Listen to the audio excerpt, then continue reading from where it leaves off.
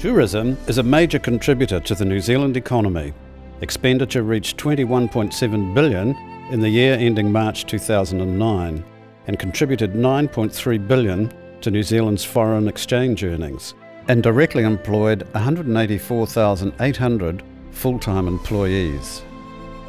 Tourism has a strong potential for future growth by taking advantage of the country's natural, cultural and heritage attributes to add to the already world-renowned attractions, not to mention the Rugby World Cup of 2011. Obviously, tourism is a major contributor to the Auckland region's economy as the gateway for the more than 1.7 million visitors who arrive or depart annually. In 2008, Auckland hosted 12.5 million visitors, 10 million of these domestic and 2.5 international. This is expected to increase by nearly 10% to 13.6 million by 2015. Auckland offers many attractions, excellent accommodation, restaurants, shops, museums, art galleries, activities and entertainment. The region can add to that with hot pools, market towns, vineyards, country and scenic experiences, with 2 harbours and fabulous beaches. Auckland's tourism does not need to compete with Rotorua and Queenstown or even Sunny Nelson, but should develop more attractions to keep the tourist longer in the Auckland region. Waiuku Heritage Village has the potential to become a significant attraction within the Auckland region and is ideally positioned to capture a significant percentage of these travellers. Added to Waiuku's inherent cultural and heritage appeal is its strategic position at the base of the Awhitu Peninsula on the Manukau Harbour, a stone's throw from Auckland. The proposed development of Waiuku, once New Zealand's second busiest port, is a strong incentive for investing in and transforming the waterways, the township and the port of Waiuku back to their former glory.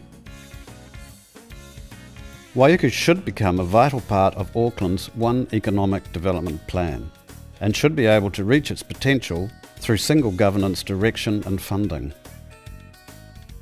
The development of Waiuku Heritage Village will introduce Waiuku's perfect combination of scenic value and heritage experience, all within a magic waterborne or train ride from Auckland.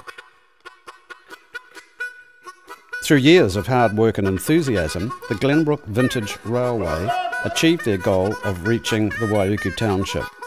Their aspiration is to terminate at the wharf, thus creating a connection to a water ferry service to Onehunga and on by train to downtown Britomart.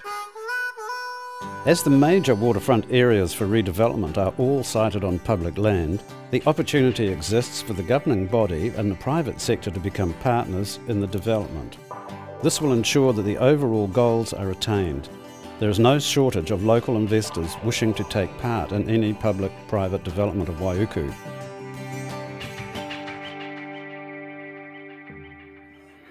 Ka piti te rā, ki tua rehua, ka ara kaiwhare te rua, ko puki tapu te maunga, ko moana nui, a rehua, te manukatanga a Hauturoa, me te awa Waikato, ngā awa. Well, those very early people who first came here were the Waiahua, and they were spread over a great part of the country. It was through battles that the Waiahua established themselves permanently, more or less, in Tamaki, with Auckland City. And they were living here for approximately 200 years before the great chief Hua Kaiwaka was born. And from Hua Kaiwaka came the descendants, came our tribe Ngāti Tiata. The Tamaki Isthmus is associated with many of the canoes that came in the early migrations. Some crossed Te Tau Waka, the narrow stretch of land between the Tamaki River and the Manukau Harbour. This was the most frequently used canoe portage in pre-European New Zealand. Canoes had to be dragged from the Tamaki River before they could cross the Manukau Harbour. From there, they could make another portage at Waiuku to access the interior of the North Island along the Waikato River. Many who made these early canoe journeys stayed and settled in Tamaki. The present-day tangata whenua at Waiuku are the Ngāti Tiata and are descendants from the tribes of Tamaki.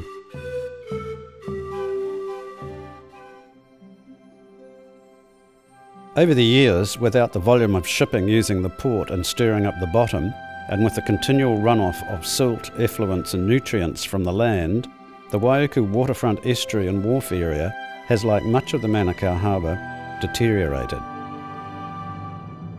The waterways are choked with mangroves and sediment, reducing the tidal flow, raising the level of mud, making it almost impossible for all but the smallest craft to reach the wharf.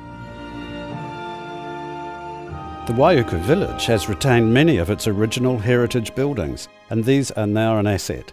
There are 16 listed heritage sites within the confines of the village. The village centre has its own distinctive character and ambience, and is a delightful place to visit. Like the harbour basin though, the town appears sadly neglected, and many buildings are in need of restoration and maintenance. The removal of mangroves and the dredging of the Waiuku estuary will return a much valued recreational asset to the people of Waiuku. Any development that attracts visitors to Waiuku will benefit the local community, both in terms of economic development and in the creation of a more vibrant township. New businesses, more jobs, improved facilities, commuter transport options and the restoration of the harbour will all contribute to a greater sense of well-being for the whole West Franklin community.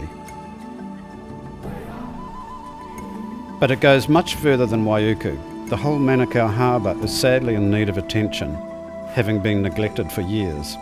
Many estuaries are clogged with silt and mangroves. There are few shore-based facilities, no navigational aids, no passenger transport, and no interest from local or central government. If Waiuku is to realise its dream and become a significant tourist destination, the Manukau Harbour will need to be considered as well.